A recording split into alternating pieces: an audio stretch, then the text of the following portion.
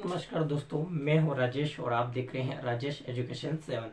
तो शुरू करते हैं दोस्तों। आज हमारा नया टॉपिक संधि। संधि तो संधि का अर्थ क्या होता है, सबसे पहले हम यह जानेंगे कि संधि का अर्थ क्या होता है। ठीक है, तो संधि का अर्थ होता है, सामान्य होता है मेल।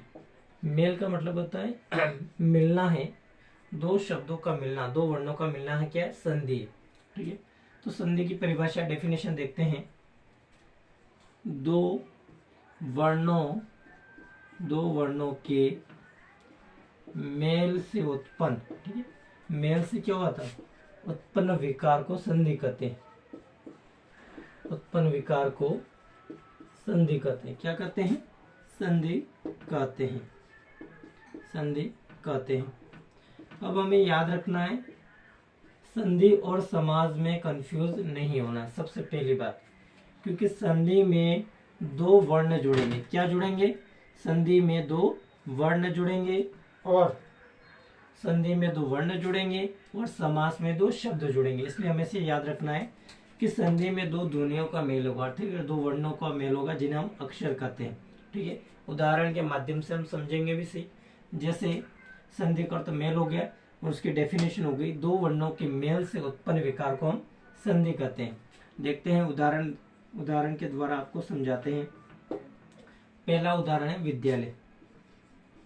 ये एक शब्द है विद्यालय। अब इसमें विद्या प्लस आलय, इन शब्दों का क्या होगा, वर्णों का हम क्या करेंगे, विच्छेद करेंगे, टुकड़े करेंगे, तो क्या बनेगा, विद्याधन आलय। विद्याधन आलय। विद्याधन आलय। विद्या यानी जहाँ पे सरस्वती दी जाती है, विद्या दी जाती है, ज्ञान दिया जाता है, उसे हम विद्या कहते हैं। आलय का मतलब निवास स्थान, ऐसी जगह पे जहाँ पे विद्या का देना, जैसे गुरुकुल है, आश्रम है, तो ऐसे हम विद्यालय कहते हैं, जहाँ पे विद्या का ज्ञान दिया जाता है, शिक्षा का ज्ञान दिया जाता है, आप जो भी कहना चाहते हो। ठीक है, पढ़ाई की जाती है, या प्रशिक्षण द्वारा कह सकते हैं, जहाँ पे नॉलेजेबल उपलब्ध हो, उसे हम विद्यालय कहते हैं। अब दूसरी बात देखते हैं, विद्यालय। अब विद्यालय में क्या निकला, विद्या। इसमें से क्या निकला, पहले शब्द का अंतिम वर्ण।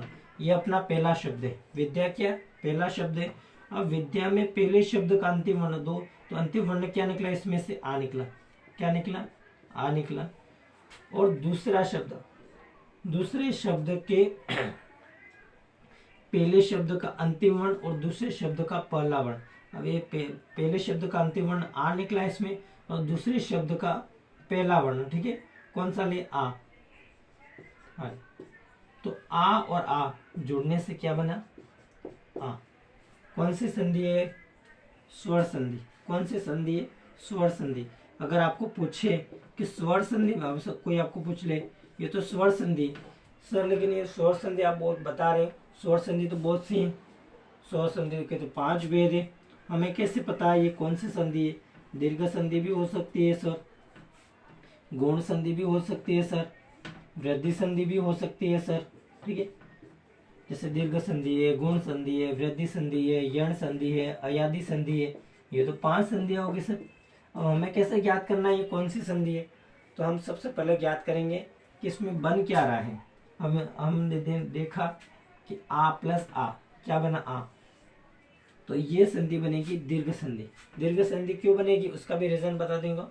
कौन सी संधि आएगी इसमें? दीर्घ संधि आएगी, और दूसरी गुण संधि, वृद्धि संधि और यण संधि, अयादि संधि नहीं आएगी। अब दीर्घ संधि कैसे आएगी मैं आपको बताऊं। दीर्घ संधि का नियम है, जब दो स्वर जुड़ते हैं, ठीक है, दीर्घ संधि में क्या जुड़ेंगे, स्वर संधि के भेद है इसलिए सब स्वर ही जुड़ेंगे।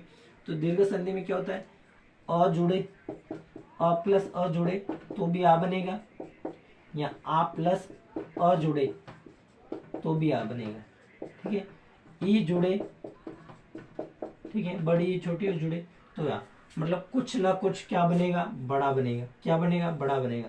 तो इसमें है बड़ी मात्रा, तो आप सीधा जोड़ दो दीर्घ संधि।